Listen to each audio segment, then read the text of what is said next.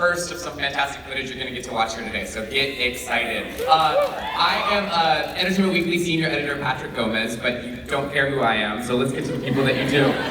First, let's welcome Executive Producer Noel Stevenson. And you know her as the voice of Scorpia, Lauren Ash.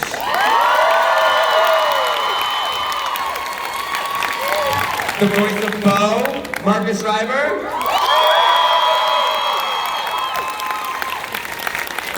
Voice of Glimmer, Karen Fukuhara.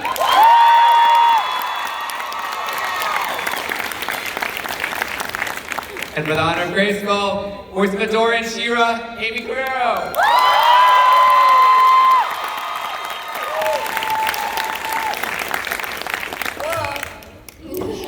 Welcome to your Comic-Con panel, guys. Hello. Isn't it a little crazy looking out and seeing everyone all dressed up? Hey guys, you look so good. Can we actually take a second? We want to see the costumes for you, those of you that really went all out to dress up. Stand up if you've got some She-Ra gear on. Look at this! This is amazing! I love it. So fantastic. You got some light up over here. That is crazy. Congratulations, guys. You look so fantastic. Is this any of your first Comic-Con? Anybody up here? This is my first Comic-Con. What have you got so far? I haven't gotten, we've been busy, work, and I just got in yesterday, so I haven't got to walk the floor, but just seeing this room and all these cosplayers, I'm pumped. I'm excited. Amy, I heard backstage you were talking about how many years it's been since you come. It just keeps growing bigger and bigger. I actually can't believe it. Yeah, it's amazing. Last time I was here, it was, oh God, like 7 years ago, and it's grown so much since then. And this is weird if I cry because it's like so amazing to look out and see everybody. Yeah, so it's really special to be back. I'm so happy. Bring on the tears. Bring on the tears. One other note for you people that came all decked out in your costumes. DreamWorks is going to be hosting a cosplay meetup at the stairs on the mezzanine level at 1:30 today. So make sure you stop by, show off all these fantastic outfits. It's really, really cool to look out here and see them all.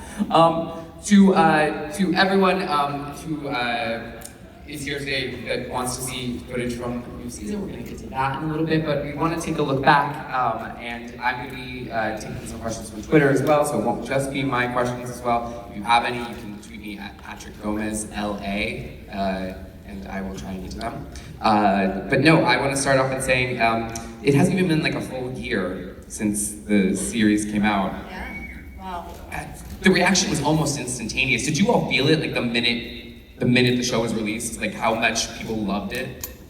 I felt it before the show was released. There was so much buzz and hype on social media before anything had even, I feel like, had been seen. It was amazing. I feel so embraced by a community of people that were literally just like, we could not be more excited that this is even going to exist. I mean, it's a beautiful thing. Thank you. You guys are so cool. The best.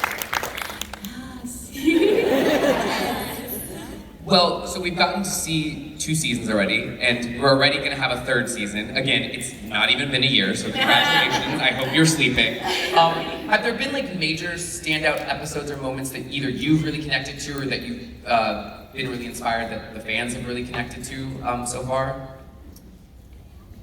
It's just so great seeing everybody respond to the episodes that we all like put our hearts into, and you know, I think that like the prom episode is always going to be so close to my heart, and you know, like that's such a fun episode for all of you. Just like I love the episodes where we get to have all of you in one episode bouncing off of each other. Unfortunately, since you're on like opposite sides, we don't get those very often, but when we do, it's just so much fun because you guys you're amazing together. It's so fun. And I think Noelle, it's a testament to Noelle and everybody that writes on the show. Is like, I've never shown up for a day of work and had anything less than complete enthusiasm, complete commitment, and every single line that's written in the show, every stage direction is, I think, or I feel, is a mirror to what we're sort of all experiencing in this time. So to be able to go to work and have that cathartic experience of like everything that I'm processing in the outside world made relevant in this made-up world, and I'm able to kind of get through all my emotions through it, is just really super special, and I think that's maybe what people connect to as well on a subconscious level. I've already got a question that I'm going to take from Twitter. At @VJohnHemming, thank you for your question. Wants to know, were there any memorable outtakes during recording? He said specifically for sure, but everybody. The show is so fun, but I'm sure you guys are having a blast recording it as well.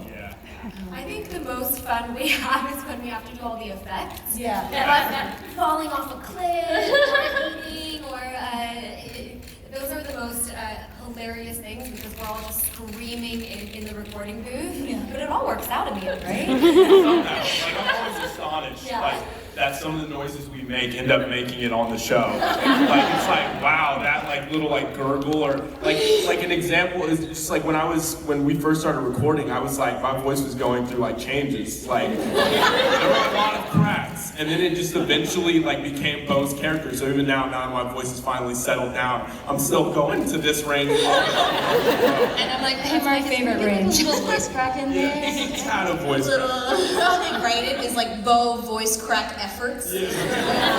They write it on the page. Okay, so we had a video that kind of was like showing us season 2 stuff, like recapping everything. 7 episodes, you told a lot of story. Yeah. What was the most, like, when you were planning that out, talk to us that process of like, what were you saying, I have to hit this, like, this is essential in these 7 episodes? Because it's prime real estate. I think coming from the first season, the first season we spent all this time setting these characters up, establishing their relationships to each other. And then when we got to season 2, it was like, all right, let's push them a little farther. Let's dig a little deeper. We know that, Scorpia's like this, Catra's like this, Adora's like this. What happens if we kind of switch that up? We switch up those combinations. So now it's Scorpia and Adora hanging out. Now like these different combinations and these different situations that the characters aren't used to. And we're just pushing at it a little bit more. And I think we just continue to do that through the show. So season 3 is just even more. We're gonna throw the characters into situations that they've never been in before, This is the season where all the characters are gonna go to the Crimson Waste, and it's this huge desert full of really scary people, and they're all so out of their element. And it's just so fun to see them kind of pushing against that, bouncing off each other, and just keep, I think just keep examining their personalities and their relationships and their motivations in as many ways as we can. Yeah. We also get to get a little bit of the legend of She-Ra, and Amy, your character gets to kind of learn a little bit about this amazing person that she can become. Are we just scratching the surface? I mean... Oh, yeah. I actually had to get a refresher before we came on stage. I'm not allowed to say anything. But it's once you feel like, and this is the same way I'm sure Adora feels, where it's just like, I finally feel like I have figured out where I'm from, what I'm here to do. I've gotten to a really good place, and as soon as she gets comfortable, there's a revelation made about who she is, and it kind of just tosses her back into existential angst. It's really fun to play. I feel like we had a term for that in the writer's room that was like, Adora is tricked into believing in herself. It's always that's her downfall. Lauren, we also got to see Scorpia go even harder in her love of Catra. And unfortunately, it's usually not reciprocated. Is this like a she's just not that into you situation that Scorpia is eventually gonna realize, or do you think Scorpia's like, I don't care, I'm here, you can't get rid of me? Well, listen, I can't give anything away, but what I will say is that Scorpia is literally, and we've talked about this a lot, but she's literally the most loyal being that has ever existed, and so, she loves hard, and to her own detriment, I feel like. But I think what's really cool about that dynamic is that I think that it's actually really relatable. I don't know about anybody else, but for me, there's been many times in my life that I've been like, gosh, I'm trying really hard in this relationship or this friendship, and it's really not being given back to me, and why do I just continue to wake up every morning devoted to this other person. So I think that that's what's really cool about that dynamic, is that it's something that is so relatable, and I think we've all had times in our lives where there's somebody that you just really, really cared about, who really was ambivalent about you, you know?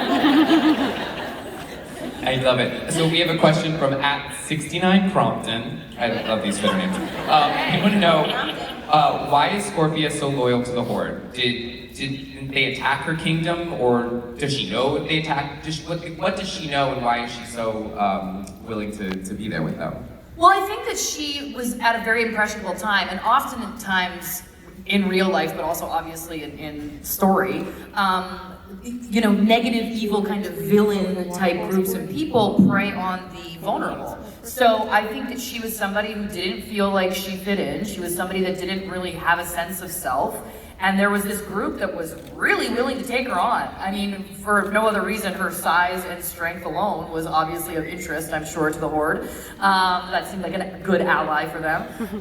But that became her family. And I think that she is so loyal that it was like, it's not that she likes that they're bad, it's that that's just her family and that's just who they are. And they took her in and she feels like she has an identity with them.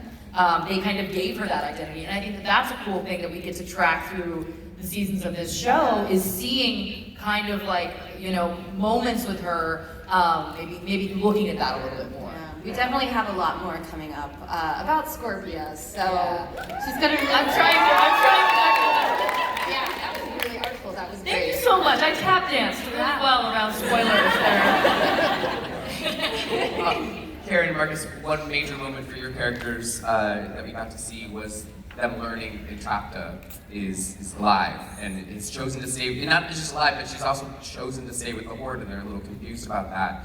Where are they at right now, and are they okay? We'll be okay. We'll be fine. But it was a hard truth, you know, because at the beginning we really believed that it was our fault. You know, we were the ones that left our friend in danger. But then later on we find out that it was a choice. So, I mean, that leads into a really interesting friendship between Hordak and Entrapta. So I'm excited for them to explore that as well. Yeah. Excited to see them. One of the big fan favorite moments of this past season was getting to meet Bo's dads.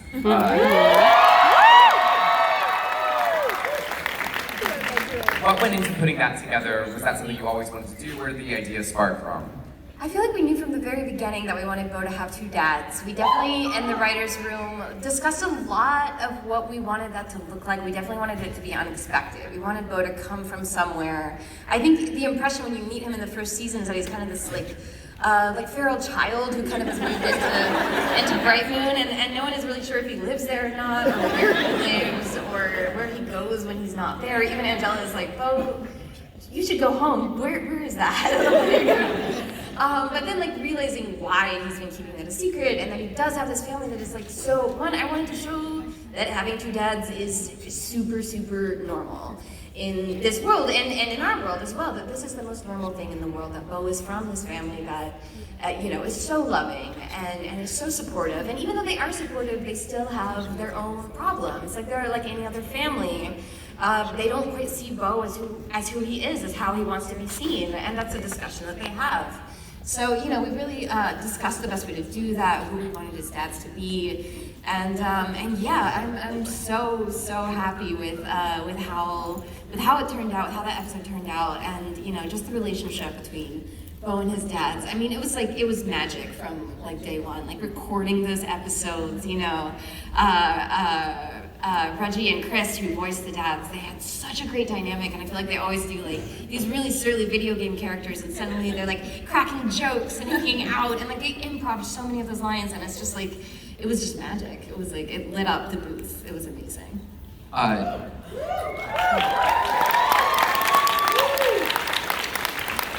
Netflix has this great feature where, especially if you're binge watching a show, you can fast forward through the opening credits. I don't know why anyone would do that with this show, because the theme song is so fun. My dog has definitely seen me dancing around the show. Music is, I've gotten a lot of people mentioning the music on the show, and not just the theme song, but even just the stuff that plays in the background, how exciting it is. what goes into choosing how the tone of the music and how everything's going to sound in this world? Yeah, I mean, a lot of that is our composer Sana. She is amazing. She's such a vision. It's amazing working with her.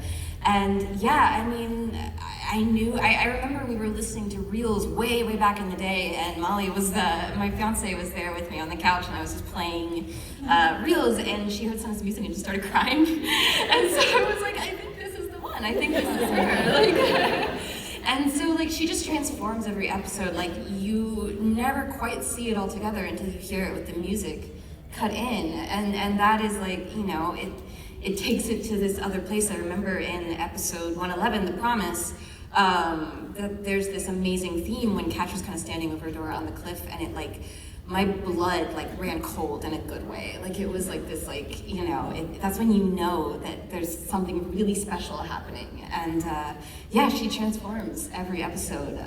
She's amazing. At Keith, sorry, I want to make sure I get this right. Finding it again. This is, I can't find it now. Somebody asked, actually multiple people asked, I was going to choose one person, but multiple people are asking, will we ever get a musical episode?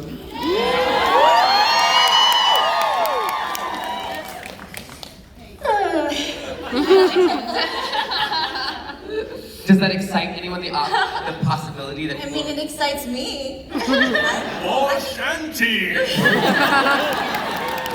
I think Adora would be the worst singer of the bunch. But would Shira have like a Mariah Carey voice? Yeah, maybe she would like, maybe her vocal cords would magicalize into something amazing. But Adora for sure cannot carry a tune. I feel like they maybe didn't have music in the Horde. I think Scorpia invented music in the Horde. Yeah. She thinks she invented it. Yeah. Yeah, I think she maybe is what it's like, I have this really cool thing that nobody else has. I sing in the shower. Yeah, I think for sure there's no music in the Horde. Absolutely not. Yeah, but I can see Scorpia like singing herself to sleep or something. Or maybe just over Catra, giving her a little lullaby, you know? I don't know why, but I'm in like a phase right now where like I'm listening to a lot of Fleetwood Mac, and for some reason I just imagine Scorpio with every single song. I just feel like she'd really like Fleetwood Mac. Well, I'm afraid of changing.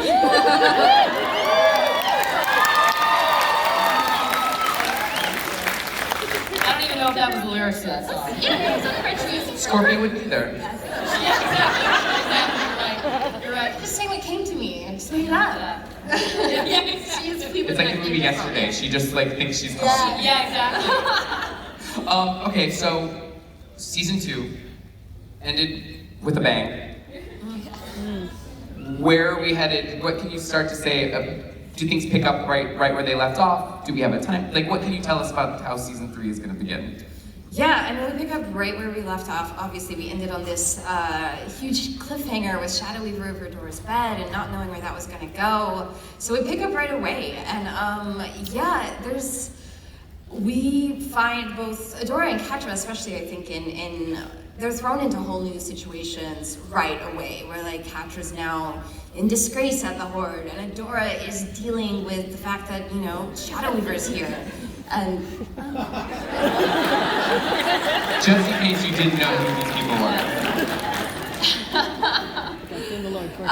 yeah, so we pretty much just pick right up on that and follow their reactions to what has happened in the last season. Yeah.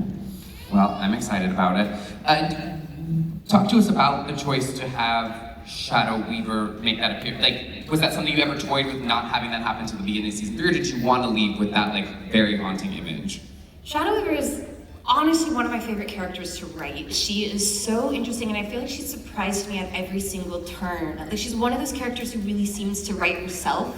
So much of that is Lorraine, who voices her, who just like brings so much presence and so much power to her. But she's always like, she always surprises us, I think. She always ends up where you don't expect her to go. She is in so many ways so evil and so selfish and so cruel, but she's also really human in a lot of ways as well, which is sort of off-putting sometimes. So I think, you know, tracking, I think that, like, you know, the last season, her being imprisoned and having Catra visit her every day, like, that was something that, like, it really grew very organically from that. And so as soon as she escapes, the question is like, well, where does she go? She's someone who betrayed the good guys. She betrayed magic of Etheria, and because her feelings were hurt, because she was bitter and chose to go to Hordak, and now where does she go? And so the answer is Brightmoor, clearly. And we see everyone's reaction to that as soon as it's like, how do we deal with this person who in so many ways has been this dark presence hanging over everybody. Everyone has a connection to her, you know? Like, she trained Glimmer's dad, Micah. Like, obviously she was a huge presence in Adora's life. Everybody has this association with her. And she makes every scene just, it crackles with this like tension every time she's in a scene with them. Amy, how is Adora gonna handle this? Not well. Can't be trusted. Yeah, I think Adora sees Shadow Weaver as like a very dysfunctional like mother figure. She raised her for better or worse, and so there is love there, I think, right? It's a complicated mess. And so when she shows up on her turf, just when she's starting to feel like she knows who she is, I mean, I think it throws her identity into sort of a tailspin, and she thinks she's ready, maybe she's not ready, and I don't know, I don't think she was maybe expecting to have this rush from the past be in front of her face, and it's interesting to see what that does to her new sense of self. Yeah. But yeah, I think she needs a little therapy. The princess of therapy, where is she? It's great to hear your guys' thoughts on it, but who actually wants to see a little bit of footage? All right, so we have a clip that we're gonna air in just 1 second. I'm gonna set it up for you guys. So Adora would like to see Shadow Weaver, but Glimmer and Bo, they're not too excited about it, are they? No. No. All right, let's take a look at the clip.